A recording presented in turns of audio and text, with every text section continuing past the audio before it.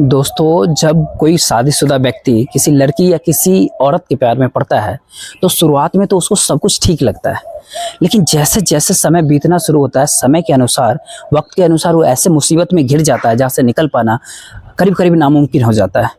और फिर वो व्यक्ति अपने आप को बचाने के लिए जल्दबाजी में कुछ ऐसा कदम उठा लेता है जिसकी वजह से उसकी खुद की ज़िंदगी तो बर्बाद होती ही होती है, उसके साथ साथ न जाने और भी कितने लोगों की ज़िंदगी हमेशा हमेशा के लिए बर्बाद हो जाती है। आज की इस सच्ची घटना में ठीक कुछ ऐसा ही होता है। नमस्कार, मेरा नाम जितेंद्र कुमार और आप देख रहे हैं स्टडी सफर तक। वीडियो को लाइक और चैनल को सब्सक्राइब जरूर कीजिएगा, साथ ही वीडियो को शेयर कर दीजिएगा। दोस्तों, आज की जो सच्ची घटना आपको बताने वाला हूं, दरअसल ये घटना होता है मुंबई शहर की। मुंबई का एक इलाका होता है नाला सोपारा, और इसी नाला सोपारा का एक अपार्टमेंट का रहने वाला होता है संतोष, जिसकी उम्र करीब करीब बताई जाती है 30 से 32 साल के आसपास की। संतोष की पत्नी का नाम होता है मालती देवी। दरअसल संतोष के परिवार में उसके माता पिता के अलावा एक छोटी बेटी होती है जिसका नाम होता है अंजलि। दरअसल अंजलि की उम्र अभी करीब करीब 5 वर्ष आसपास होती है। संतोष की पिता जो होते हैं भालचंद, वो मूल रूप से उत्तर प्रदेश के बनारस जिले के रहने वाले होते हैं। करीब करीब 30 वर्ष पहले फालचंद एक नौकरी की तलाश मुंबई शहर में जाते हैं और मुंबई शहर के भीतर ही वो रह जाते हैं, बस जाते हैं। फालचंद जिस अपार्टमेंट के अंदर रहते हैं उसी के नीचे अपना एक किराना का दुकान, परचून का दुकान चलाते हैं, जो कि संतोष भी ज़्यादा पढ़ा लिखा नहीं होता है। इसीलिए संतोष भी अपने पिता के साथ कामों में हाथ बटाता था और साथ ही एक ऑटो रिक्शा चलाता। संतोष अब पढ़ा लिखा ज़्यादा नहीं था, लेकिन बच्ची को पढ़ा लिखा करके बेहतर भविष्य बनाना चाह रहा था, बेहतर व्यक्ति बनाना चाहता था। इसीलिए संतोष अपने एक इलाके के लोकमान्य तिलक इंग्लिश स्कूल में दाखिला करवा देता है और बाप बेटे ठीक ठाक पैसे कमा रहे थे, इसीलिए घर के अंदर किसी भी चीज़ की कोई कमी नहीं रहता और पूरा परिवार बहुत ही खुशहाल तरीके से अपने जीवन को जीता था। लेकिन एक दिन संतोष के घर में दुखों का पहाड़ टूट जाता है। मैं आपसे ये बात कर रहा हूँ 24 मार्च की शाम के समय की। दरअसल संतोष अपना ऑटो रिक्शा लेकर के घर से बाहर निकलता है। संतोष के पिता भालचंद, जो अपार्टमेंट के नीचे अपने किराना परचून की दुकान चला रहे थे, और उनके ठीक दुकान के सामने उनकी पोती अंजलि भी खेल रही थी। लेकिन अंजलि को खेलते समय ही अंजलि अचानक कहीं गायब हो जाती है। जब 1-2 घंटे का समय बीत जाता है, रात के करीब 8-9 बजे तक, जब अंजलि अपने घर के अंदर नहीं आती है तो उसकी माँ मालती देवी एकदम से परेशान हो जाती है और फिर परेशान होकर के अपने पति संतोष के नंबर पर कॉल करती है और संतोष को घर पे बुलाती है। अब संतोष जब अपने घर पे आता है तो मालती देवी अपने पति संतोष से कहती है कि करीब 1 से 2 घंटा हो गया, अंजलि कहीं दिखाई नहीं देती है। इसीलिए संतोष भी अपने घर से बाहर निकलता है और सबसे पहले अपने पिता के दुकान पे जाता है और भालचंद से अंजलि के बारे में पूछताछ करता है। इसमें भालचंद भी अपने बेटे को जवाब देते हुए कहता है कि थोड़ी देर पहले अंजलि यहीं पे कुछ बच्चों के साथ खेल रही थी, अचानक वो कहाँ गायब हो गई। जब अंजलि का कहीं कुछ भी पता नहीं चलता, उसके बाद से बाप और बेटा दोनों मिलकर के अंजलि को ढूंढना शुरू करते हैं। आसपास के लोगों से पूछताछ करते हैं, तमाम लोगों से पूछताछ करते हैं, रिश्तेदारों को फोन करके पूछ लेते हैं। 2-3 घंटे का और समय बीत जाता है, इसके बावजूद भी अंजलि का कहीं कुछ पता नहीं चलता है। रात की करीब 11 साढ़े 11 बज जाती है तो अंजलि कहीं नहीं दिखाई पड़ता है। तो उसके बाद से भालचंद अपने बेटे संतोष के साथ नजदीकी पुलिस स्टेशन जाता है और सारी बात पुलिस प्रशासन को बताते हुए अपनी पोती अंजलि का गुमशुदगी का रिपोर्ट दर्ज करवा देता है।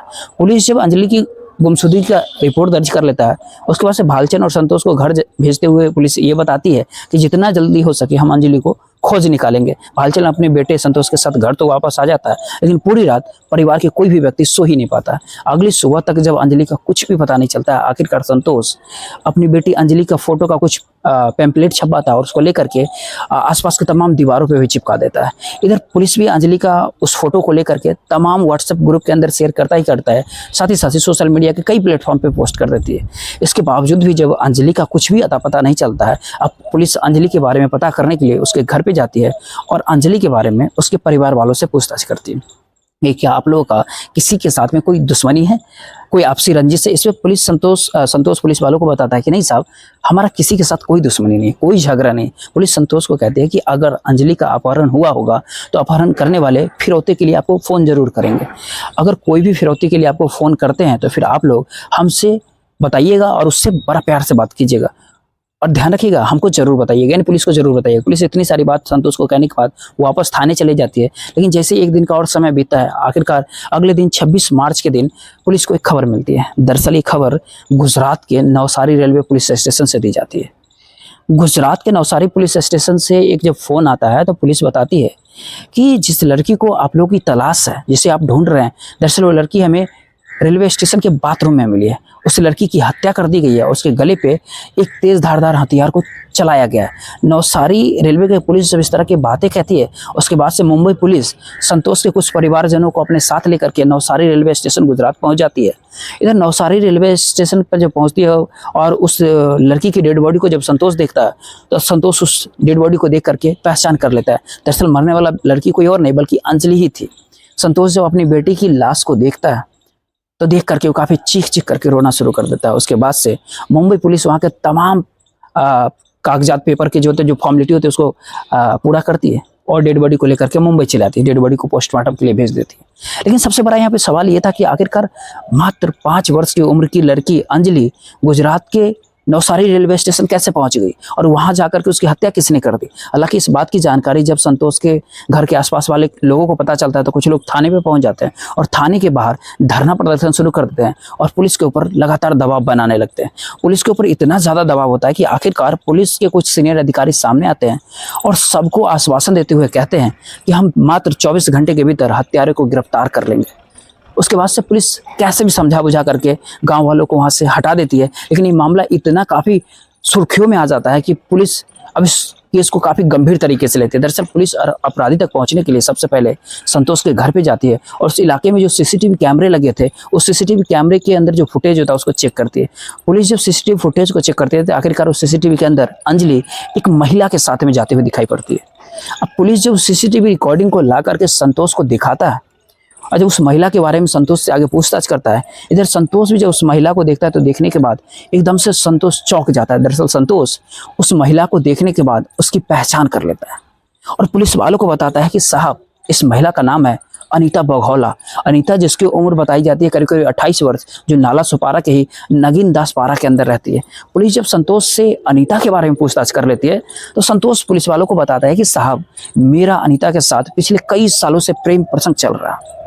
संतोष जब ये सारी बातें पुलिस वालों को बताता है, उसके बाद से पुलिस अब अनीता की घर का एड्रेस ले लेती है और उसके घर पे चली जाती है।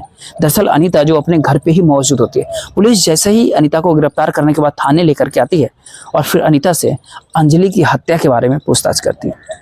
अनीता भी बिना किसी सख्ती दबाव के तुरंत ही अपने जुर्म को कबूल कर लेती है। लेकिन अनीता जब इस हत्याकांड की पूरी कहानी बताती है तो एक ऐसी सच्चाई निकल कर सामने आता है जिसको सुनने के बाद खुद संतोष के भी परिवार वालों को अपने कानों पे यकीन ही नहीं हो रहा था।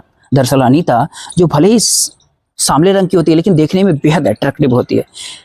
अनीता की पर्सनालिटी इतनी ज़्यादा अच्छी होती है कि कोई भी व्यक्ति अगर उसको एक बार देखता है तो उसकी तरफ देखते ही रह जाता है।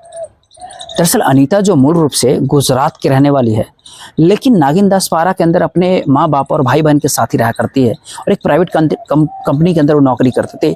दरअसल इस कहानी की शुरुआत होती है घटना से करीब करीब 7 वर्ष पहले।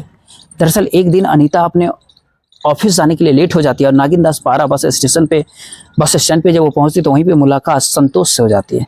दरअसल संतोष जो अपना ऑटो रिक्शा लेकर के वहाँ पर खड़ा हुआ था यात्रियों के इंतजार में, संतोष अपने ऑटो में अनीता को बैठाता है और ले जा करके उसके ऑफिस में छोड़ देता है।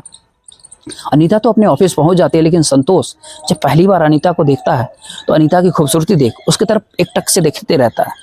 दरअसल संतोष के दिमाग में कहीं ना कहीं अब अनीता की खूबसूरती बस जाती है। उसके बाद से अब संतोष अक्सर अब अनीता के बारे में हमेशा सोचते रहता है। संतोष बहुत बेहतर तरीके से इस बात को जान रहा था कि पहले से वो शादीशुदा है, लेकिन चाह करके वो अपने दिल पर वो काबू नहीं रख पाता है और उसके बाद से अब अनीता की नज़दीक जाने के लिए अक्सर समय से वो नागिन दास पारा बस स्टैंड के ऊपर ऑटो लेके पहुंच जाता है और वहीं खड़े होकर के अनीता का वेट करने लगता है। अनीता जब बस स्टैंड पर पहुँचती है अपने ऑफिस जाने के लिए, संतोष अपने ऑटो रिक्शा में उसे बैठा लेता है और ले जा करके उसके ऑफिस पे छोड़ देता है। जब 3-4-5 दिनों की प्रक्रिया लगातार चलती है, आखिरकार 3-4-5 दिनों के बाद दोनों के बीच में बातचीत का सिलसिला शुरू हो जाता है। दोनों के बीच में बातचीत का सिलसिला जैसे ही शुरू होता है उसके बाद से संतोष अपने परिचय देते हुए अनीता से झूठ कह देता है। दरअसल अनीता से अपनी शादी के बारे में कुछ भी नहीं बताता है।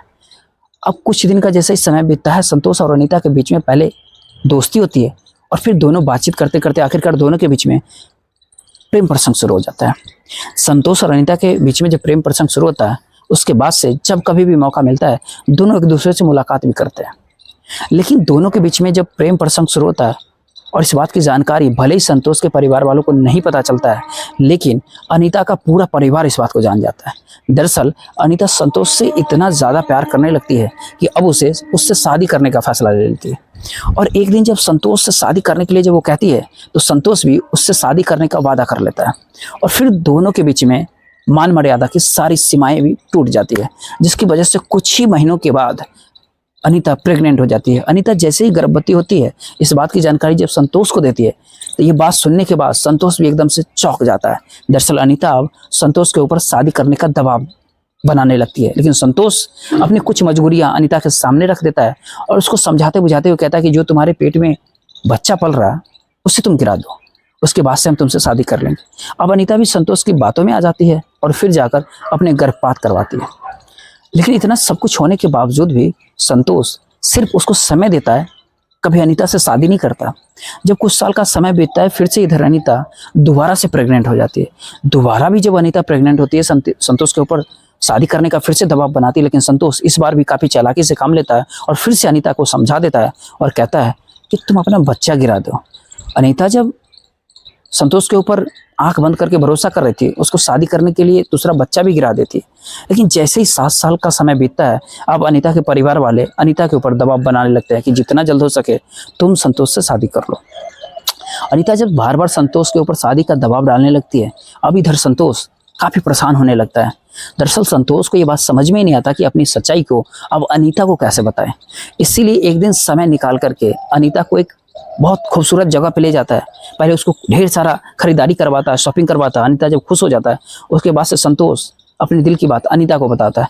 दरअसल संतोष अनीता को कहता है कि मैं पहले से ही शादीशुदा ही नहीं हूँ, बल्कि मेरी 5 साल की एक बेटी भी है। शादीशुदा होने के बाद जब संतोष बताता है अनीता को, ये सुनकर के अनीता के पैरों तले जमीन खिसक जाती है। संतोष उसको आगे समझाते हुए कहता है कि दरअसल ये शादी बचपन में रीति रिवाज के तहत मेरे गांव के अंदर हो गई थी। मैं पहले से ही शादीशुदा हूँ, इसीलिए मैं तुमसे शादी तो नहीं कर सकता हूँ, लेकिन हाँ, तुम अगर चाहो तो मैं तुम्हें अपने पास रख सकता हूँ। तुम्हारा सारा खर्चा भी उठाऊंगा और तुम्हें किसी भी चीज की कभी भी कोई कमी नहीं होने दूंगा। संतोष जब इस तरह की बातें अनीता को बताता है, अनीता चुपचाप उसकी सारी बातें एकटक से सुनती रहती है। दरअसल अनीता को समझ में नहीं आता कि संतोष को कहे तो कहे क्या। संतोष अपनी सारी बातें अनीता से बताने के बाद वहां से तो वापस अपने घर चला जाता है, लेकिन जैसे ही अपने घर के लिए वो निकलता है, अब अनीता के भीतर गुस्सा एकदम से 7वें आसमान पे भड़क जाता है। दरअसल अनीता गुस्से में इस प्रकार से आग बबूला होती है कि वो संतोष से बदला लेने की ठान लेती है। दरअसल अनीता ऐसा सोचती है कि जिस तरीके से संतोष ने मुझे तरपाया है, मैं भी उसे बिल्कुल ठीक उसी तरीके से तरपाऊंगी। अनीता के दिमाग में एक ऐसा षड्यंत्र बनता है, ऐसा प्लान बनता है, जिसको सुनने के बाद लोग को हैरान हो जाती है। दरअसल अनीता संतोष की बेटी अंजलि को इस दुनिया से हटाने के लिए हमेशा मुश्किलें तय कर लेती है। अनीता सोचती है कि जिस तरीके से संतोष ने मेरे 2 बच्चों का खून किया है, मैं भी उसकी बच्ची का खून कर दूंगी। तब जाकर के संतोष को ये बात समझ में आएगा कि औलाद का दर्द क्या होता है। उसके बाद से अब अनीता अंजलि को इस दुनिया से हटाने के लिए उसके घर की तरफ जाना बार बार शुरू कर देती है और उसका रैकी करने लगती है। जब पूरी तरीके से रैकी कर लेती है, आखिरकार 24 मार्च के शाम के करीब 5:30-6 बजे के आसपास नाला सोपारा संतोष के अपार्टमेंट के पास पहुंच जाती है। दरअसल उस समय अंजलि जो अपने दादा के दुकान के सामने ही कुछ बच्चों के साथ खेल रही थी। अनीता जब वहां पर पहुंचती है तो अपने साथ कुछ मिठाइयां भी लेके जाती है। जब वो चॉकलेट, मिठाई, सारी चीजें अंजलि को दिखाती है, अंजलि भी अनीता के पास चली जाती है। उसके बाद से अनीता अंजलि को लेकर के वहां से सीधे रेलवे स्टेशन जाती है और फिर रेल के माध्यम से गुजरात के नवसारी रेलवे स्टेशन पे पहुंच जाती है। वहां पर पहुंचने के बाद अंजलि को लेकर के एक बाथरूम के अंदर जाती है और अपने पास से एक तेज धारदार हथियार को निकालती है और उसी हथियार को अंजलि के गले पर चला देती है, जिसकी वजह से अंजलि की उस बाथरूम के अंदर ही मौत हो जाती है। उसके बाद से अंजलि की डेड बॉडी को वहीं छोड़ करके फिर वापस ट्रेन पकड़ करके अपनी घर चली आती है।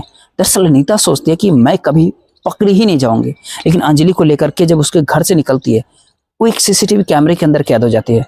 सच में जब एक पूरी कहानी अनीता अपनी ही जुबानी पुलिस को बताती है, उसके बाद से पुलिस अनीता के कहने से उसे गिरफ्तार करने के बाद अगले दिन जिला अदालत में पेश करती है, जहाँ से उसे जेल भेज दिया जाता है।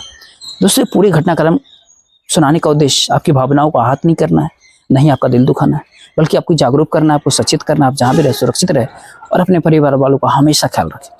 बाकी आपकी क्या राय है इस वीडियो के बारे में, आप अपनी राय कमेंट बॉक्स में जरूर शेयर कीजिए। वीडियो को लाइक और चैनल को सब्सक्राइब जरूर कर लीजिएगा, साथ ही वीडियो को शेयर कर दीजिएगा। जय हिंद।